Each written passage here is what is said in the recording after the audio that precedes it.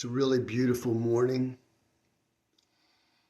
and I'm thinking about how America's Man of the Year, I don't think I ever heard him say, to me at least, oh, what a nice day it is.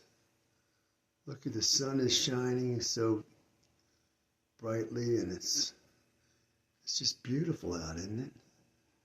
He never said anything like that to me ever. The kind of things he would say to me would be, you know, that boy at the gas station I said was bothering me? He'd come out of the blue, he'd be saying this to me, and I'd be like, yeah? He's dead. He's dead? Yeah. What happened?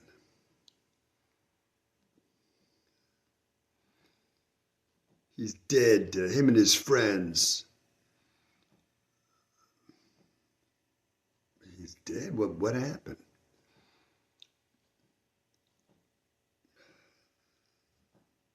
He was in a car and they were sleeping, and carbon monoxide poisoning. They all died. Carbon monoxide? That's right, he's dead. He's bothering me at that gas station. I was like,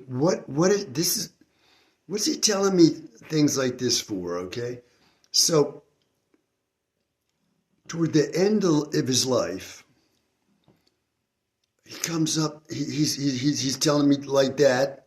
Out of the blue, he's saying to me, and this is where he started in his conversation. I'm going to do just like he did.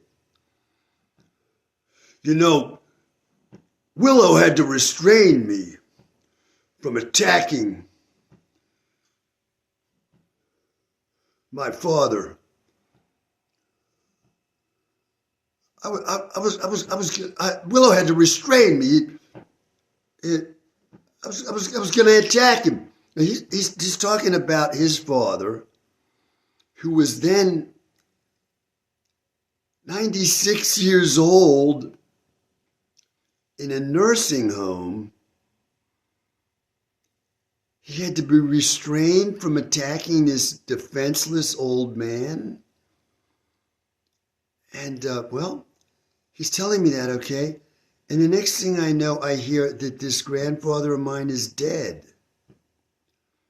Okay? He's died, I hear.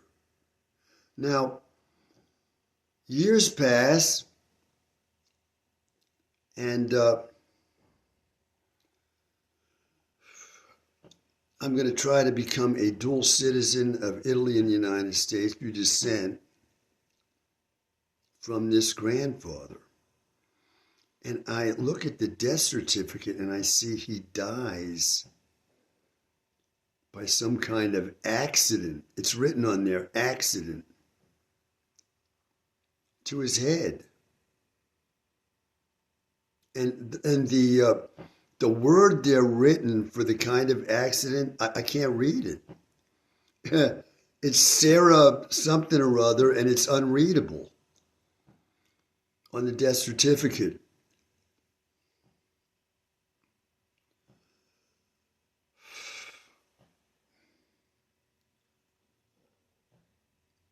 It just so happens that when I was 7 years old, I hear of the death of the stepfather of America's Man of the Year.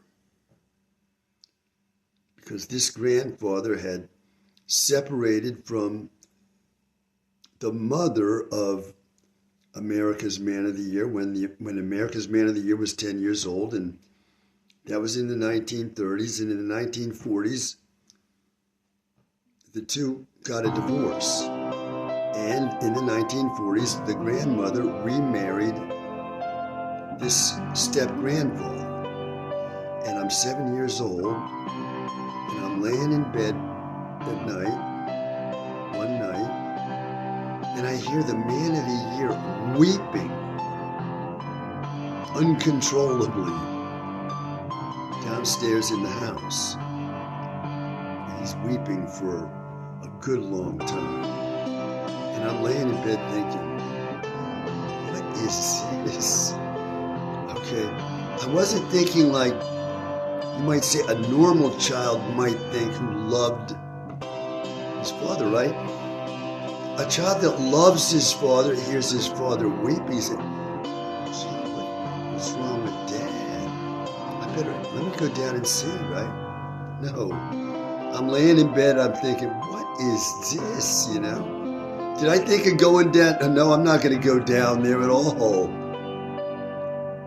As I said in many of these recordings, I never trusted or liked this man from birth. And as it turns out, although I don't have DNA proof yet, this man could not have been my biological father.